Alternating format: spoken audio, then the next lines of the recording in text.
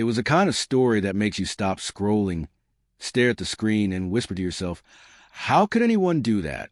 A man, a father, sitting inside his home, watching pornography and drinking beer, while his 2-year-old daughter slowly died in the heat of a locked car outside. His name was Christopher Scholtes. To the world, he was an ordinary dad living a quiet life in Marana, Arizona, but behind the front door of his home, ordinary would soon turn to unthinkable.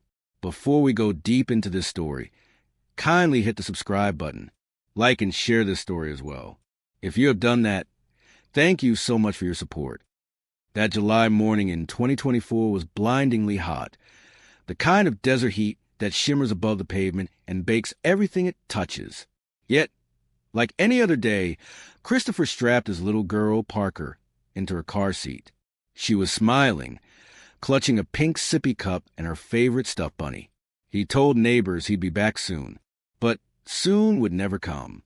Instead of taking Parker into the house after their errand, Christopher left in the car, the engine idling, the air conditioning humming softly. He went inside, cracked open a beer, turned on his PlayStation, and settled into what prosecutors would later describe as hours of self-indulgence and neglect.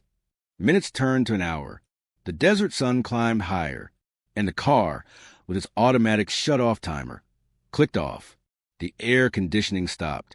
The doors locked, and the temperature inside began to rise. 90 degrees. 100, 105. Outside, the sound of cicadas was deafening. Inside the house, Christopher's laughter mixed with the sound of an adult film. He didn't hear his daughter's cries. Or maybe he just didn't listen. By the time he walked back to the driveway, it was too late. Parker was motionless. Her skin was red, her lips dry, her eyes half open. The police report would later note the car's interior temperature reached 109 degrees Fahrenheit. When investigators questioned him, Christopher admitted what he'd been doing. They found his PlayStation logs, showing searches for adult content, hours of gameplay, and no sign of concern. That's when the world turned on him. News headlines blared. Father watched porn while toddler died in hot car. Arizona dad charged with murder in daughter's hot car death. It wasn't just a tragedy anymore. It was a symbol of moral decay, of distraction, of how far a person can fall into selfishness. As the story spread, people online were furious.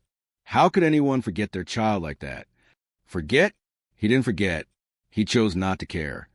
And somewhere in the middle of that outrage, one question echoed louder than the rest. What kind of man could do something like this, and why? Before we dive deeper into that question, take a moment to follow Joe Oscar Stories, where we uncover crimes that make the world stop and stare. Real people, real tragedies, real lessons. Because behind every headline like this, there's a deeper story waiting to be told.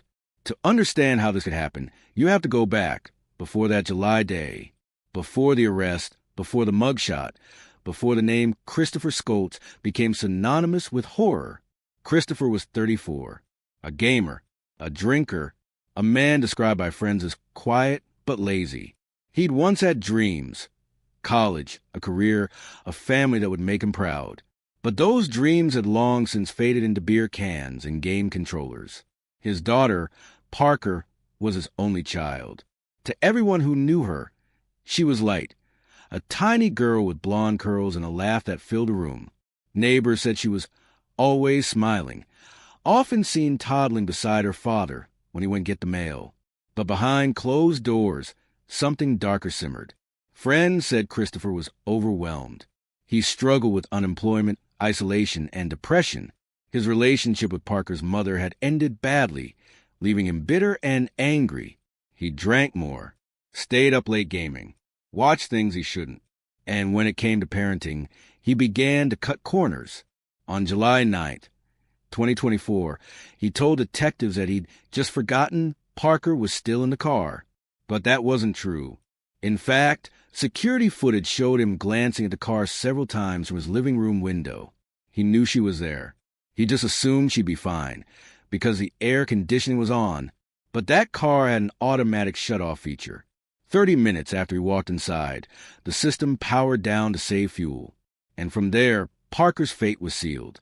The autopsy revealed she'd survived for nearly an hour after the air conditioner failed. An hour of rising heat, an hour of struggling for air, an hour that could have been prevented by a single moment of care. By the time first responders arrived, her small body was already lifeless. The story broke the internet. Every news site carried the headline. Parents across America held their children closer that night. But as the outrage grew, Christopher's lawyers began preparing their defense, a claim that what happened was a tragic accident, not a crime. Still, prosecutors had the PlayStation data. They had the search history. They had the beer can scattered on the counter. And they had the truth that while his daughter suffered, Christopher chose pleasure. If stories like this shake you, remember to hit follow and share. Because the more we talk about these tragedies, the fewer we allow to repeat. Detectives from the Marana Police Department didn't rush. They knew they had to piece together every second of that tragic day to understand how a moment of neglect turned into a child's death. So they built the timeline, step by step, minute by minute. It began that morning, under the harsh Arizona sun. 10:12 a.m. Christopher pulled into the driveway. His little girl, Parker, was still in her car seat, awake, curious, and playful. He glanced back at her, smiled, and walked away. 10:15 a.m. He carried the groceries inside. The front door closed. Parker was still in the car. 10:25 a.m. He opened a can of beer. The softness of carbonation filled the silence, a small sound that would soon echo with regret. 10:27 a.m. His PlayStation came to life. The screen lit up. The controller clicked in his hands. 10:31 a.m. to 12:02 p.m. For the next 90 minutes, Christopher sank into another world. Scrolling, watching, playing. The evidence later revealed hours of online searches for adult content, mixed with rounds of video games. During all that time, the car outside sat still. 11 a.m. The vehicle's automatic shut-off system kicked in, a feature meant to save fuel. The engine stopped. The air conditioning stopped. Inside, the heat began to rise. 11:40 a.m. A neighbor thought she heard something, faint cries, maybe even a scream, but she brushed it off, thinking it was the sound of a TV from another house. 12:10 p.m. Christopher finally stepped outside. The beer was empty. The games were over. The fantasy had faded. And then silence. What he found in that car would haunt him forever. Parker wasn't breathing. Her skin was flushed and dry. Her tiny body had given up after fighting for nearly an hour in the sweltering heat. The paramedics who arrived at the scene described it as one of the hardest calls they'd ever responded to. Her body temperature was beyond saving. Christopher's first words to the officers were slurred and broken. "I thought the air was still on. I didn't mean to hurt her." But detectives weren't convinced. They began pulling every bit of digital evidence they could find. Inside his living room, they recovered the PlayStation. Its logs told a cold, exact truth. Every minute of gameplay, every website visited, every search made while his daughter was dying just a few steps away. The investigation grew deeper. The autopsy confirmed what detectives already suspected. Parker had been alive long after the air conditioning shut off. She had struggled, she had cried, and no one came. By the time Christopher called 911, she was gone. When the story reached the media, the outrage was instant and fierce. News anchors shook their heads in disbelief. Parents across the country hugged their children a little tighter. And social media exploded with one painful question: how could anyone be so careless? But the police weren't ready to call it an accident. They believed it was a crime, one born of indulgence, distraction, and complete disregard for responsibility. They charged him with first-degree murder and intentional child abuse. From that point on, Christopher's life was no longer private. His every move, every choice, every search history entry became part of a public trial. The headlines were relentless. Father watched porn while toddler died in hot car. Arizona dad charged in horrific death of 2-year-old daughter. The more the truth came out, the harder it became to find sympathy for him. But deep inside this tragedy, there was something even more unsettling. Not just a man's failure, but a reflection of how dangerously easy it is to get lost in distraction. For nearly 2 hours, one man escaped into his own world, and in that time his daughter's world ended. This is why awareness matters. This is why these stories need to be told. Follow Joe Oscar stories to hear more true cases that demand attention, the ones that remind us how quickly ordinary can turn into unthinkable. Because behind every headline, there's a timeline, and behind every timeline, there's a life that didn't have to end. Months passed after Parker's death, but the story refused to fade. By the time the case reached trial, the nation already knew his name, Christopher Scholtes, and the courtroom in Pima County, Arizona, was filled to the last seat. Reporters, parents, activists, everyone came to witness how justice would unfold for a little girl who never got the chance to grow up. Christopher walked in wearing a gray suit that looked a size too big. His face was pale, his shoulders slumped. He didn't look like a monster. He looked like a man who had been hollowed out by his own mistakes. But the prosecution didn't see a broken man. They saw a father who made choices, deliberate, selfish choices. They called it what it was, neglect that turned into murder. The defense tried to humanize him. They showed photos of Christopher holding Parker as a baby, smiling, her tiny hand wrapped around his finger. They told the jury he was a grieving father, not a killer, that he never intended for this to happen. They said it was a terrible, tragic accident. But then came the evidence. The prosecution laid out the timeline, hour by hour, in cold detail. They showed digital logs from the PlayStation. They showed the search history. They showed pictures of the beer can scattered across his kitchen counter. The courtroom listened as the prosecutor's voice cut through the silence.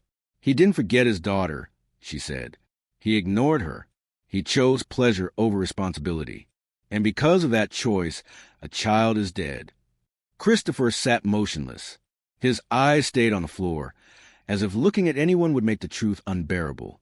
Expert witnesses were brought in, doctors who specialize in child heat stroke. They explained, step by step, what happens when a child is trapped in a closed car under extreme heat. At first, confusion, then panic, then seizures, and finally, silence. Each detail pierced through the courtroom like a knife. Some jurors wiped away tears.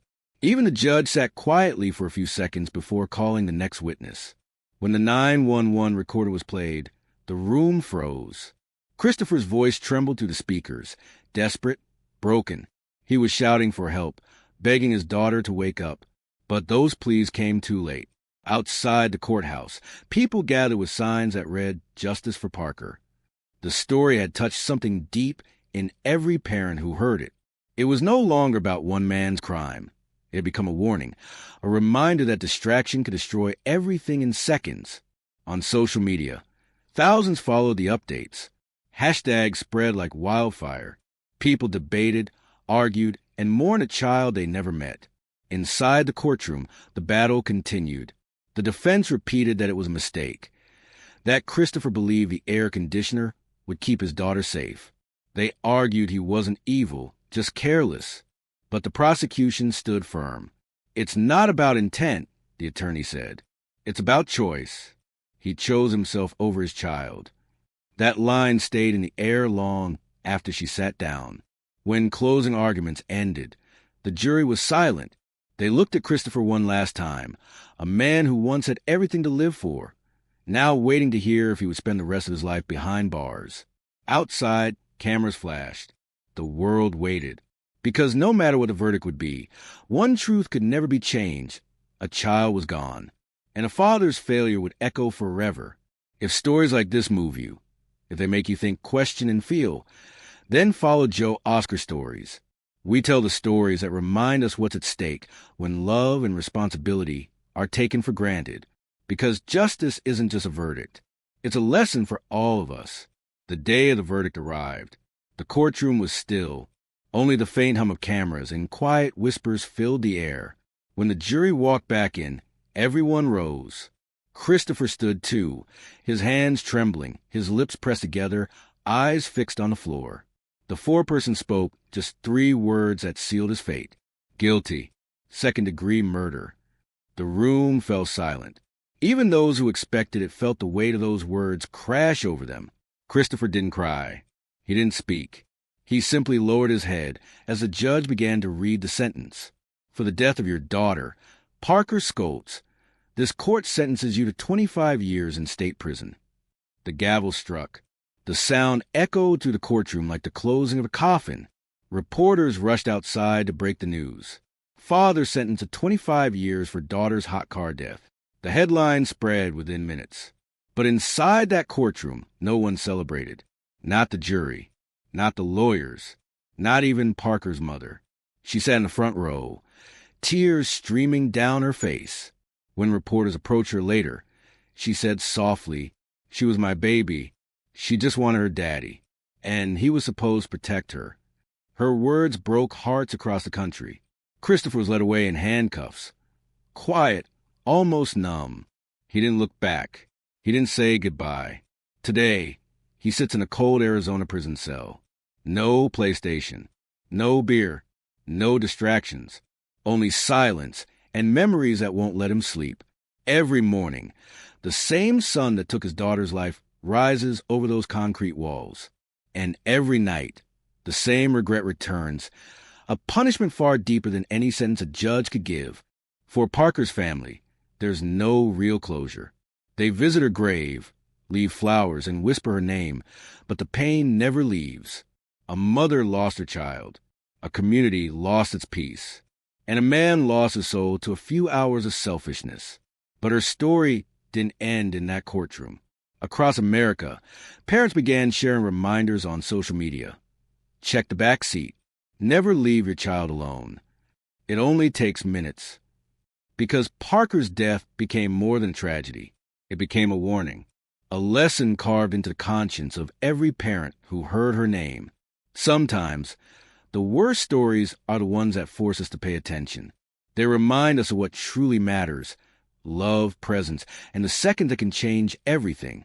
Christopher Scholtes will one day walk out of prison. He will breathe free air again, but he will never escape the truth. He chose distraction over devotion, and because of that choice, his daughter's laughter is gone forever. So tonight, as the world scrolls past another headline, remember Parker. Remember the sound of silence that followed. And remember that awareness can save a life. Follow Joe Oscar Stories for more true stories that hit deep. Stories that remind us that every decision, every distraction, every delay matters. Because sometimes the difference between life and death is just one moment of attention.